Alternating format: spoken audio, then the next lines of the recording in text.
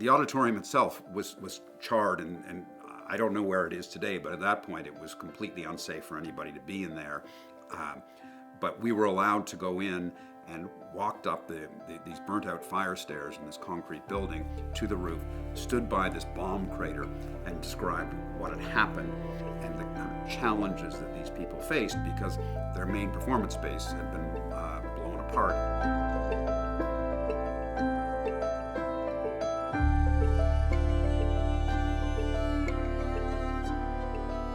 This is November 2003. I'm standing on the roof of the Ministry of Culture in Baghdad. It's this massive Soviet-style building, headquarters of the Iraqi National Film Board, and all sorts of other cultural organizations, theater organizations, and the Iraqi National Symphony.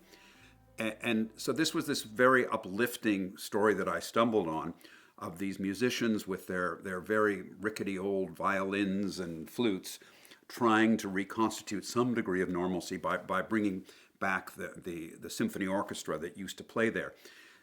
Their performance space had been blown up by a bomb, but they were undeterred. They were looking for spaces around Baghdad where they could perform, where they could bring just a little bit of delight and distraction to people in what was a really hard time for the people of Iraq.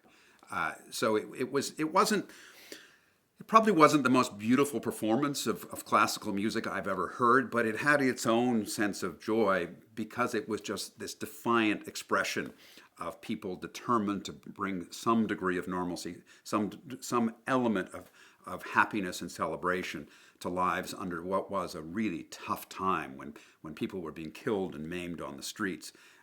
And the sense that, I think this is one of the things that you just don't appreciate till you spend time in a war zone. It's not always bombs and bedlam. It is, there's a lot of normalcy that happens away from the TV cameras, and that's really what we were trying to capture.